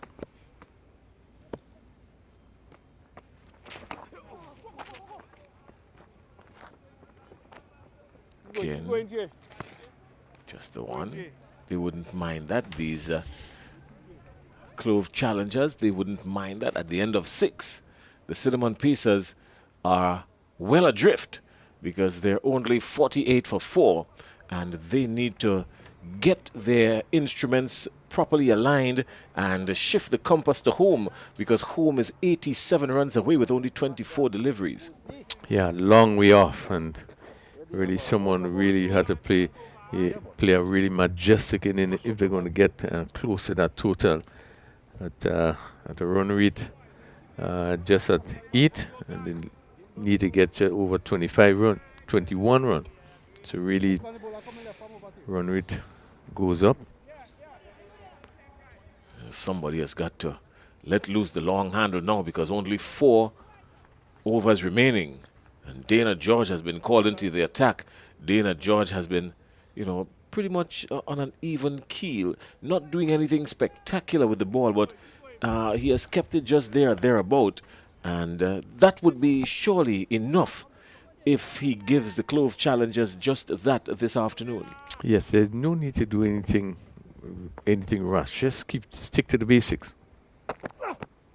It's a full delivery. Really should have been dispatched, but just can't be the infield. Just trying to do too much. These Cinnamon Pacers. Full delivery really should have traveled to the boundary. Yeah, looking for a big shot. Again, it was a slower delivery from George, so he probably was into the shot, sooner, and therefore couldn't get any power.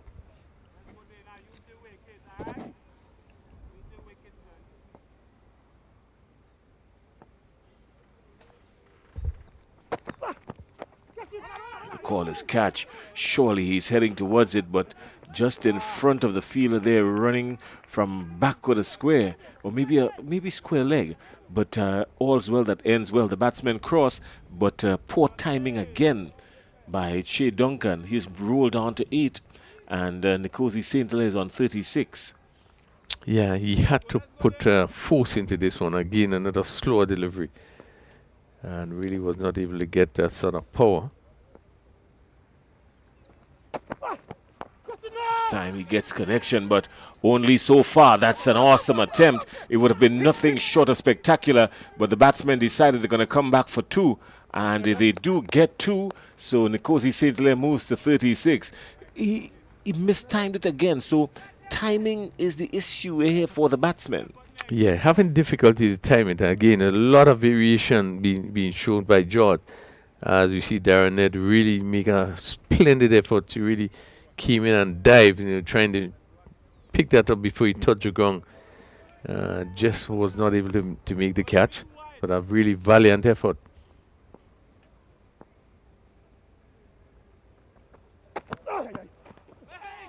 He's mixing up his pace really well. Even his line, adjusting his line even from time to time. So a whole lot of variation in his attack here, Dana George. Yeah, Keynes simply only into the shot and made no contact. But really varying his pace nicely.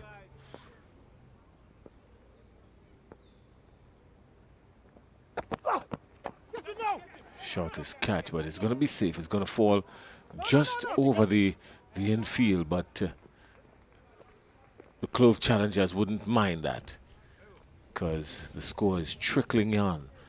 Walking stick pace kind of thing. 53 for 4.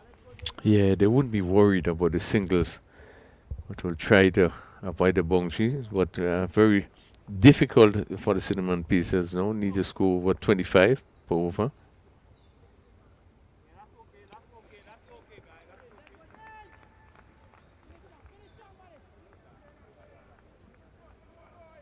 Che Duncan is resting comfortably like an accomplished batsman, real accomplished batsman.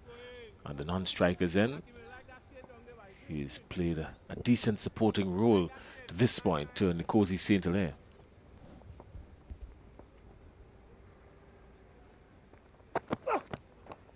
This time he waits on it, and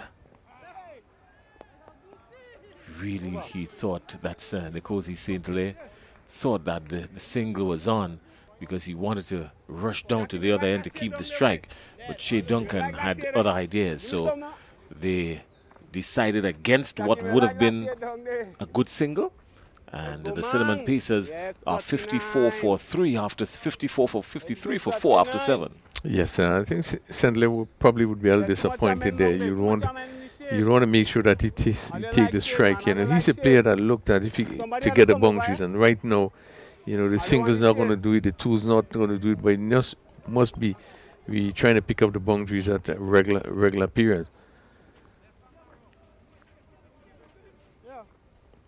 Looks like Denzel Matthew is going to be brought into the attack. So we should change to our value. I don't like the shade. Let's go, man. Keep going, guys. Keep going.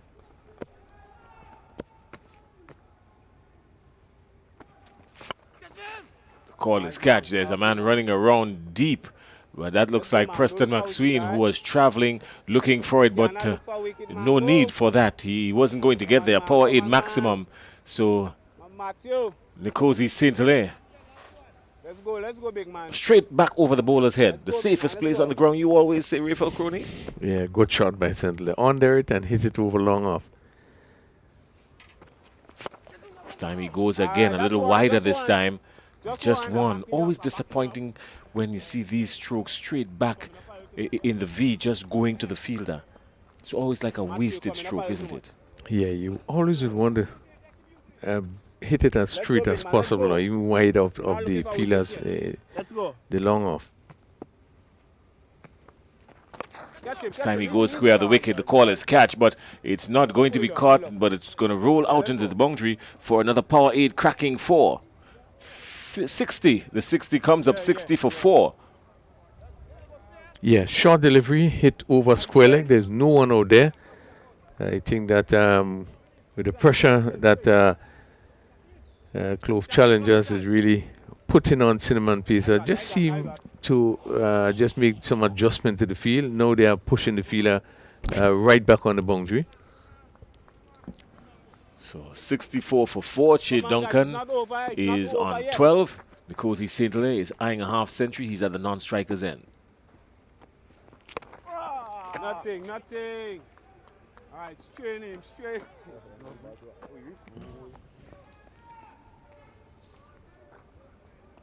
Let's go, Mango. Yeah, see that? See what He was hard. he's going to do now. He's Well done, Mango. looking to hike him over a long on. Dot ball. 64 for 4. 71 required from 13. The call is catch. It's not going to be caught, but it's going to roll out to the boundary. One bounce down to fine leg, and that's another cracking 4. So 68 now for 4, and the Cinnamon Pacers are a long way from home. Yeah, we just completed the 8th over. We saw in this over the Duncan looking to swing at the last 3 deliveries. Last one just getting a top edge going again in that safe position on the field. Jason over the keeper head. One bounce and then across the row for 4. Whether you try to do it or it happens in the process, whether inadvertently or not, it's always the best proposition. Straight back past the bowler or straight over the head of the wicketkeeper. So 8 overs gone, and the Cinnamon Pacers a long way from home, well adrift, 68 for 4 after a mammoth total being posted of 134 for 3 by the Clove Challengers. It has proven to be way more than enough up to this point. Yeah, have been a good performance by Clove Challengers. The batting, has been, probably the best outing we have seen with the batsmen. And they have come back strongly with their bowling. As Preston McSween coming for the 9th over.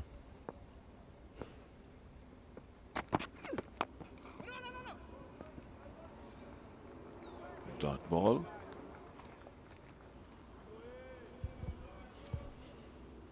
Preston McSween bowling his 2nd over. He's sitting in 2nd position on the wickets table. He has 8 wickets in this tournament already, just 1 behind Richard Rogers, who picked up a bunch this morning.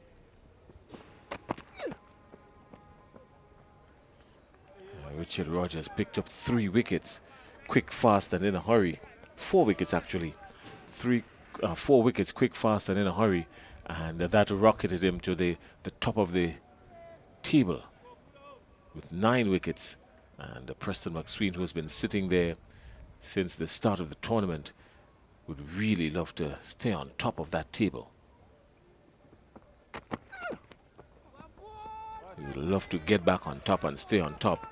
He's had 8 wickets so far at an average of just about 11 and a quarter and an economy rate of 8.18.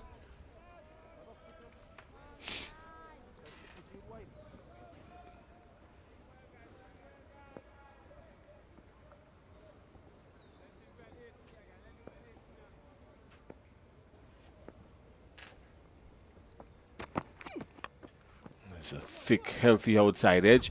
It will go down to 3rd man. Some good work down there. Fantastic work, and just the one. And with 8 balls remaining, the Cinnamon Pacers needs a way to find 66 runs. Yeah, Centley looking for the big drive. Missing 3 previous deliveries. Just getting the outside edge and picking up a single down to 3rd man. Che Duncan is going after it. He's going after it. It's gone, and it's taken out in the deep by one of the other players from another team. So some good catching practice all around the ground. And Che Duncan has hiked another power 8 maximum of the bowling of Preston McSween. He would feel really comfortable with that, hitting Preston McSween for 6. Yeah, good shot in the arc, and Duncan give it the right treatment. He hit it back over long on.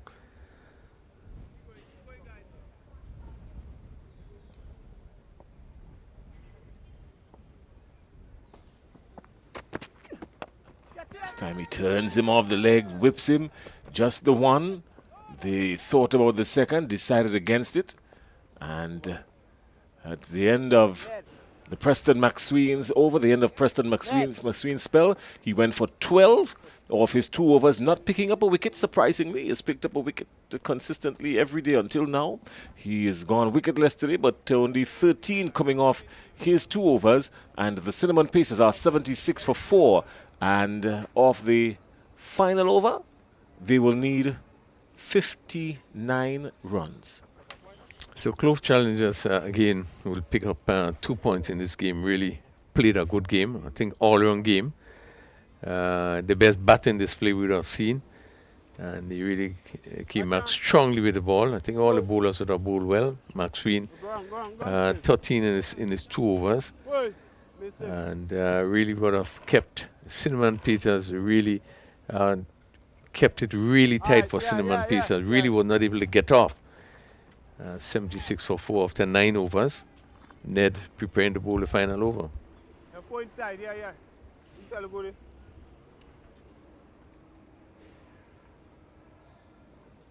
Yeah.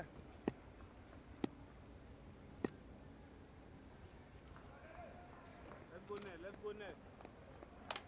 So, Che Duncan on 23, he's on strike. He swings at him.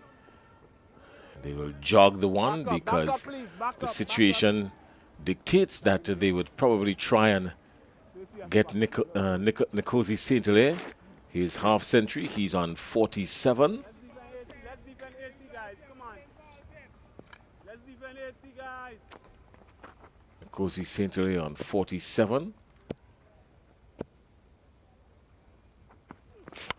And surely he will get to the half century. That one went really high, traveled some distance up and just barely clearing the ropes. But a power 8 maximum and a good half century for Nkosi Saint-Hilaire. He has moved on to 53 and he really struck that one, was purposeful in that strike. Yeah, he had a very good knock, Saint-Hilaire.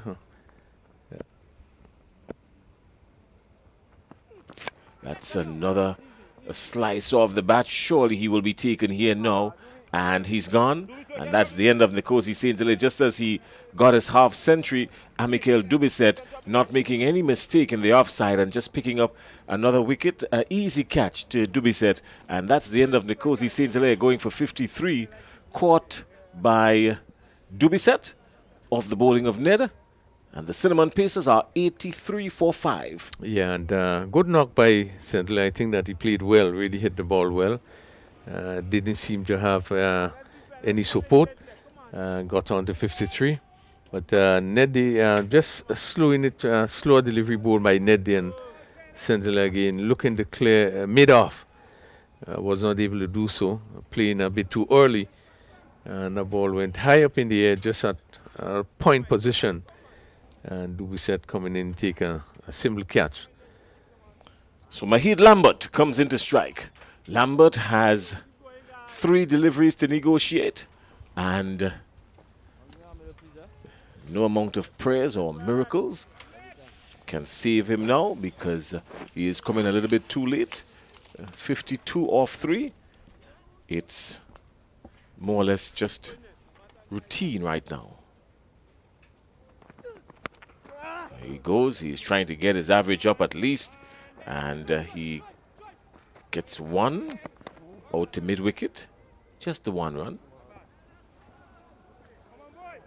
85 for 5. Yeah, ball rush onto Lambert looking to pull it. He gets it to mid wicket, but with no power.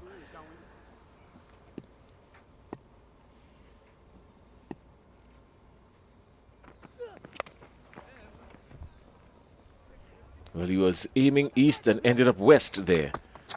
That's Che Duncan. And all sorts of confusion there because he was looking for two. And two was on, really.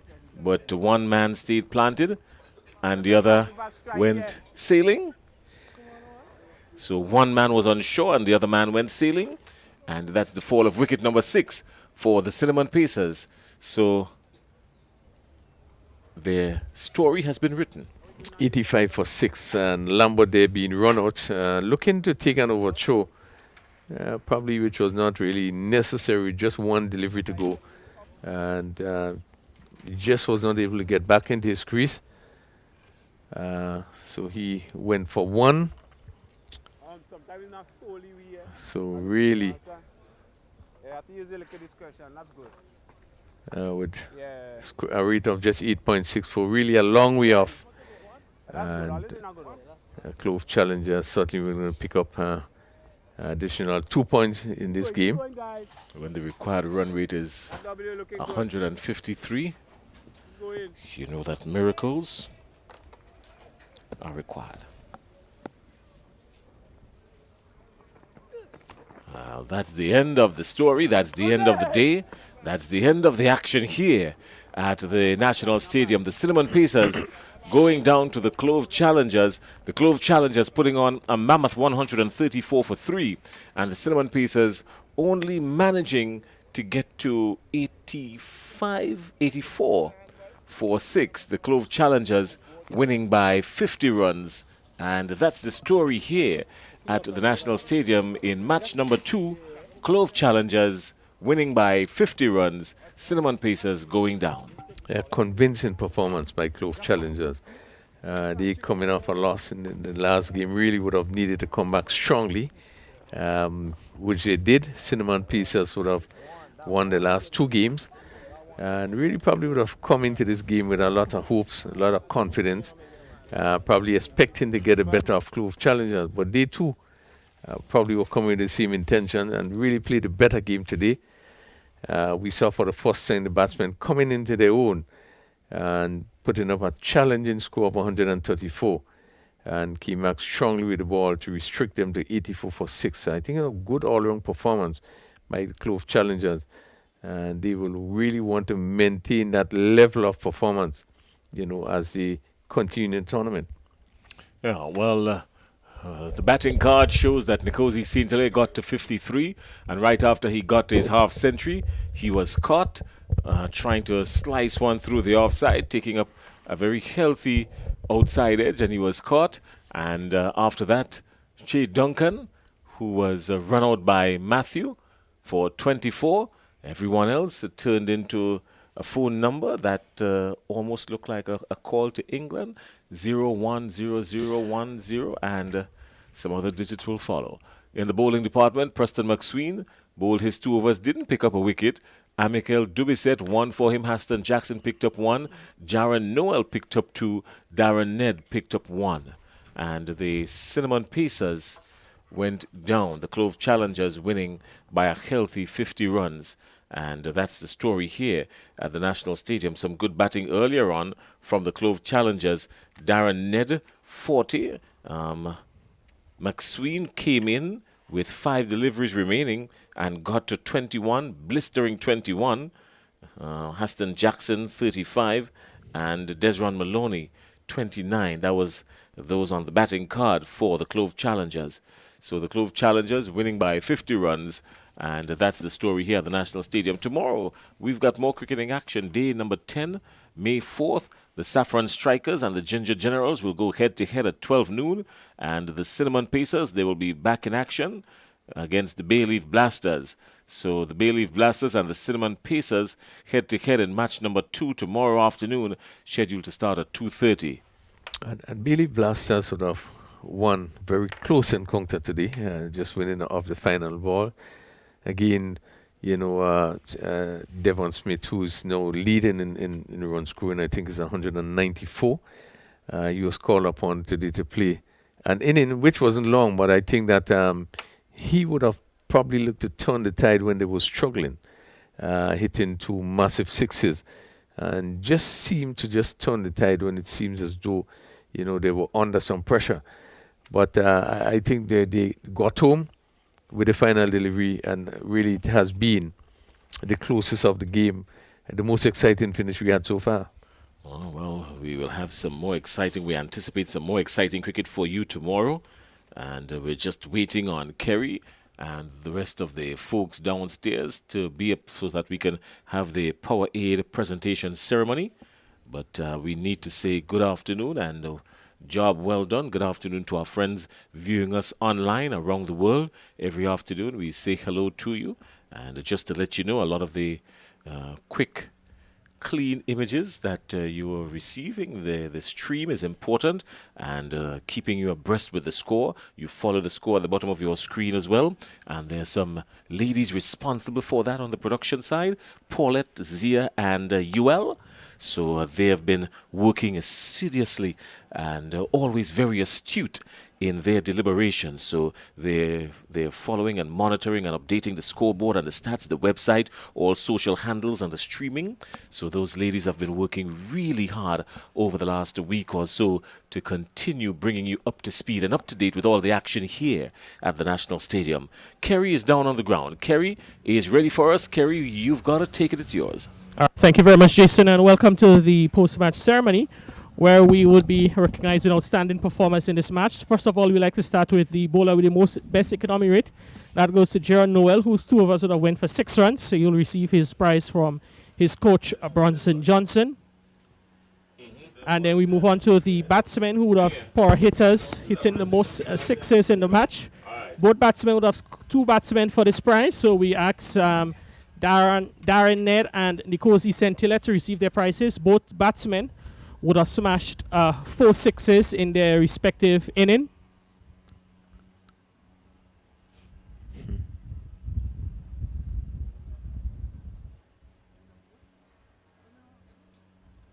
And the final prize today is a player of the match, and Bronson Johnson would present that to the player of the match, Darren Ned.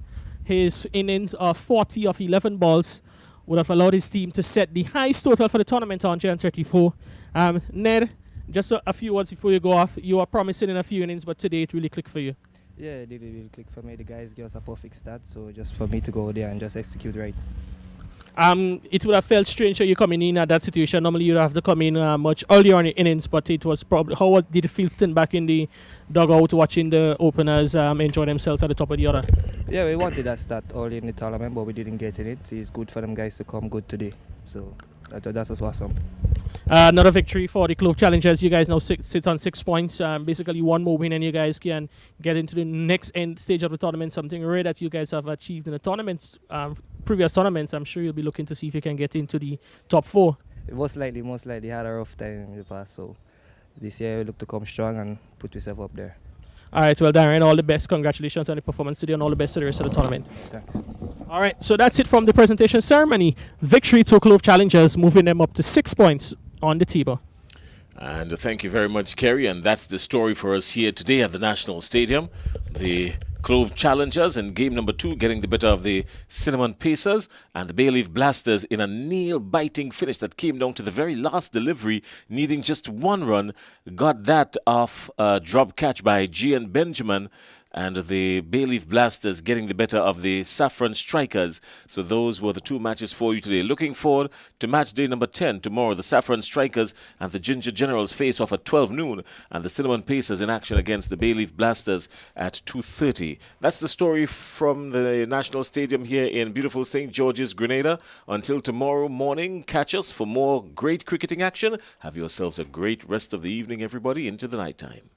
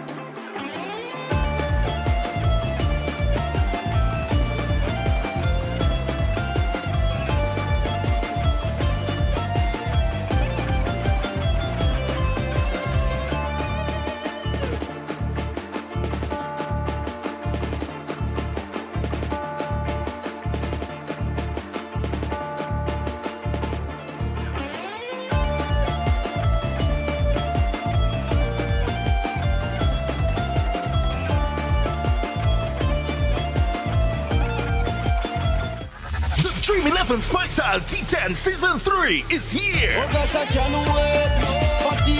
The biggest and most exciting T10 white ball cricket action in the entire region. April 25th to May 9th, Grenada National Stadium. 6 teams, 15 days of cricket action, 13 matches. The biggest names in local and regional cricket. Reppin', Bailiff Blasters, Devon Smith, Nilo and Pascal, Nutmeg Warriors, Andre Fletcher, Johnson Charles, Soffron Strikers, Darrell Cyrus, Roland Cato, Cinnamon Pacers, Shondell Regis, Larry Edwards, Clove Challengers, Preston McSween, Darren Ned, Ginger Generals, Johan Jeremiah, Landon Lawrence. 2 matches per day, 12 midday and 2:30 p.m. Will defending champs, Bailiff Blasters do it again. Only time will tell. Catch all the action at the Grenada National Stadium and online on the Grenada Cricket Association Facebook page. Stream 11 Spice Isle T10 Season 3. Spice, cricket, and vibes.